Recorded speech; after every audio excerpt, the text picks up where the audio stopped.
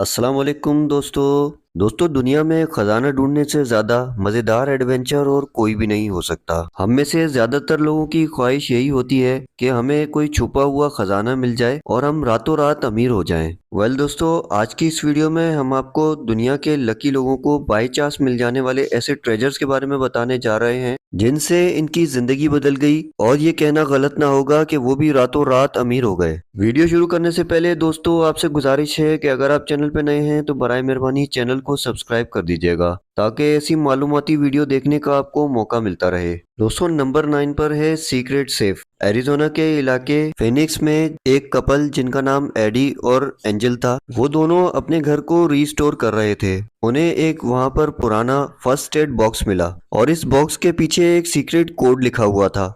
उन्होंने उस पर बिल्कुल तवज्जो न दी, लेकिन जब वो दीवारें रिपेयर करने लगे तो दीवार को तोड़ते वक्त इन्हें एक सीक्रेट सेफ मिली जिसमें एक कोड लॉक लगा हुआ था। इन्होंने काफी देर इसे खोलने की कोशिश की लेकिन लॉक लगता ही नहीं था। फिर कुछ देर बाद इन दोनों को मशवरा करते रहे तो समझ में आया कि इस बॉक्स के पीछे जो ये कोड है इसे एंटर करके देखते हैं, और इसे एंटर करते ही ये बॉक्स खुल गया। इस सेफ में इन्हें $50,000 कैश मिला और 1960 की वाइन बोतल मिली। ये सेफ 1960 में इस घर के मालिक ने बनवाई थी और ये नोट भी उसी दौर के थे। इतने सालों तक ये सेफ छुपी रही, लेकिन आखिरकार इस लकी कपल ने इसे कैच कर लिया। नंबर 8 पर है कॉइन्स। दोस्तों, एक दफा एक पेली कैसल नॉर्दर्न आयरलैंड में एक फार्मर की वेडिंग रिंग गिर गई। ये फार्मर अपने एक दोस्त के साथ मेटल डिटेक्टर लेकर फसलों में जहां इसकी रिंग गिरी हुई थी वहां चला गया, लेकिन अनफॉर्चुनेटली इन्हें वो रिंग नहीं मिली। लेकिन पॉल और माइकल कैलिन को मट्टी में रिंग ढूंढते हुए 84 पुराने दौर के सिक्के मिले,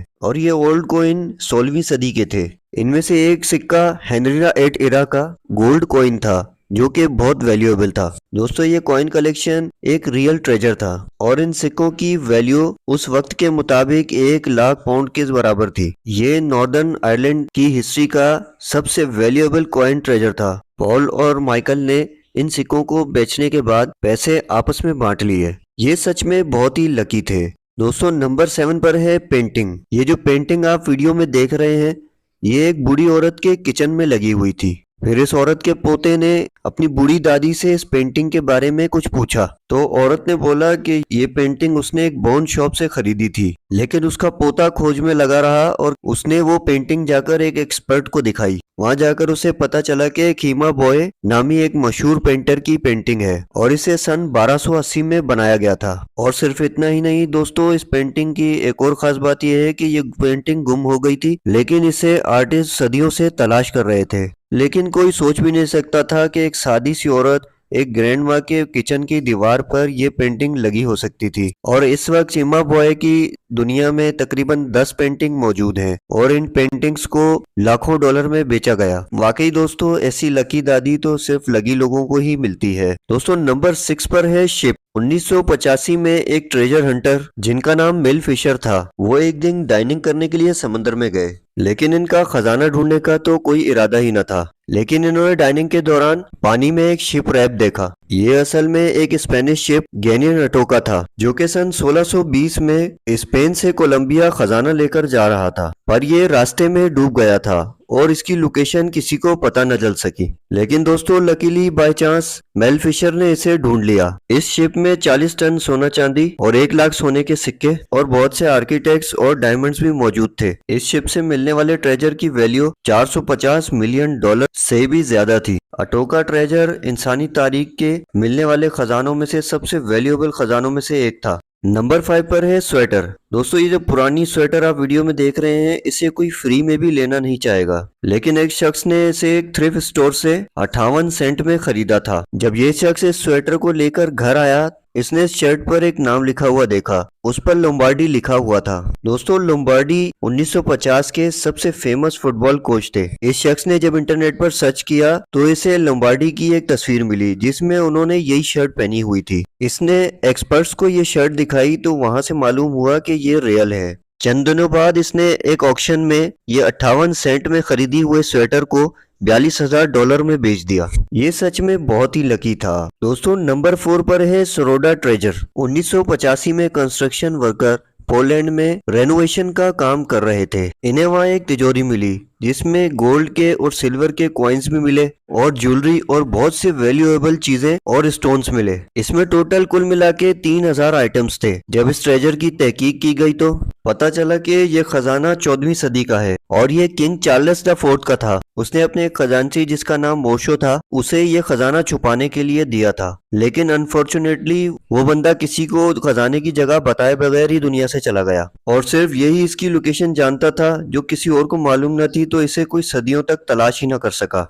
और लकीली इन वर्कर्स ने इस खजाने को निकाल लिया और इस खजाने की वैल्यू 100 मिलियन डॉलर से भी ज्यादा है। दोस्तों नंबर 3 पर है ओल्ड बैंक। दोस्तों अक्सर ऐसा होता है कि दुनिया में कई मुल्कों के बैंक दिवालिया हो जाते हैं और उन्हें बंद कर दिया जाता है और हर बैंक में सेफ डिपॉजिट होते हैं। कुछ लोग तो अपने सेफ डिपॉजिट टाइम से ही ले जाते हैं, लेकिन कुछ लोग ऐसे अनलकी होते हैं जो इसे रीओपन करने के लिए जिंदा ही नहीं बचते। 2011 में जेनी ओलिफर जो कि एक शेफ थे, उन्होंने मैनचेस्टर में एक बिल्डिंग खरीदी जो कि पहले एक बैंक हुआ करता था।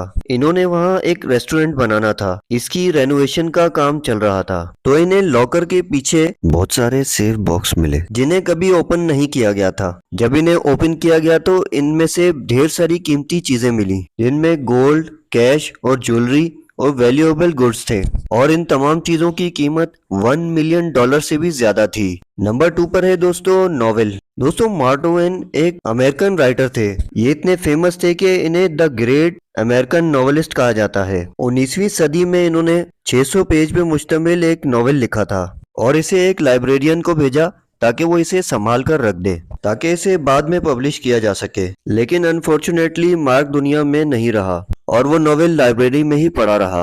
1991 में सफाई करने वाले शख्स ने इस लाइब्रेरी में सफाई करते वक्त इसकी खोज की। जब इसकी तहकीक की गई तो ये बिल्कुल रियल निकला, लेकिन फिर इस शख्स को 1.5 मिलियन डॉलर की ऑफर की गई, लेकिन इसने ये किसी भी शख्स को बेचने से इनकार कर दिया, बल्कि इसने ये नॉवेल बफेलो लाइब्रेरी को बहुत ही सस्ते में बेच दिया ताकि इसे हर कोई आम आदमी पढ़ सके। वैसे तो इस शख्स ने लालच नहीं किया और इसे ज्यादा कीमत में नहीं बेचा, लेकिन एक छोटा सा नॉवेल होने के एतबार से इसकी कीमत बहुत ही ज्यादा लगाई गई थी। दोस्तों नंबर 1 पर है एंटीक बेड। दोस्तों 2015 में मैनचेस्टर इंग्लैंड में मौजूद रेडलैंड हाउस को बिल्डर रिपेयर कर रहे थे। वहां उन्होंने एक पुराना लकड़ी का बेड देखा। पहले तो ये लोग इसको फेंकने वाले थे, लेकिन फिर इन्होंने एक चीप ऑक्शन में बेच दिया। इस ऑक्शन में एक कलेक्टर योंग कोल्सन ने इसे खरीद लिया। योंग ने इसे 2000 पाउंड में खरीद लिया और फिर जब इसने एक्सपर्ट्स को ये बेड चेक करवाया तो पता चला कि ये तो किंग हेनरी द 7 का था, जिसने 1457 से 1503 तक इंग्लैंड पर हुकूमत की थी। ये बेड बहुत ही वैल्यूएबल था